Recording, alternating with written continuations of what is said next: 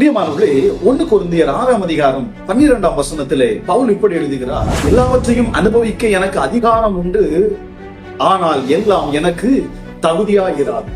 எல்லாவற்றையும் அனுபவிக்க எனக்கு அதிகாரம் உண்டு, ஆயினும் நான் ஒன்றிற்கும் அடிமையாக மாட்டேன் என்று பவுல் எழுதுகிறார். பிரியமானவர்களே, இந்த உலகத்துல நாம் அனுபவிப்பதற்கு எல்லாம் நமக்கு முன்பாகத்தான் இருக்கிறது. ஆனால் எல்லாம் நமக்கு தகுதியா இருக்கிறதா என்று நாம் பார்க்க வேண்டும். எல்லாவற்றையும் அனுபவிக்க நமக்கு அதிகாரமும் ஆற்றலையும் வல்லமையும் தேவன் தந்திருக்கிறார்.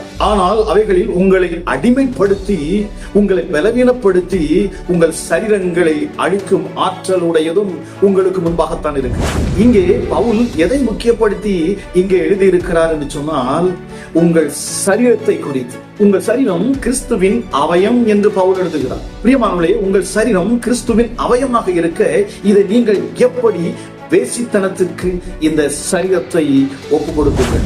பிரியமானவர்களே, வேசியோடு இணைந்திருக்கிறவன் அவளோடு கூட ஒரே சரீரமாக அவன் இசைந்து விடுகிறானாம்.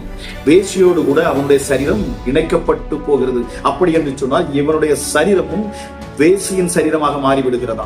பிரியமானவர்களே, இப்பொழுது அவன் கிறிஸ்து இயேசுவோடு இசைந்து இருப்பான் என்று சொன்னால் அவன் தேவனோடு கூட இசைந்து இருக்கிறான். அவருடனே கூட ஒரே ஆவியாக அவன் இசைந்து விடுகிறான்.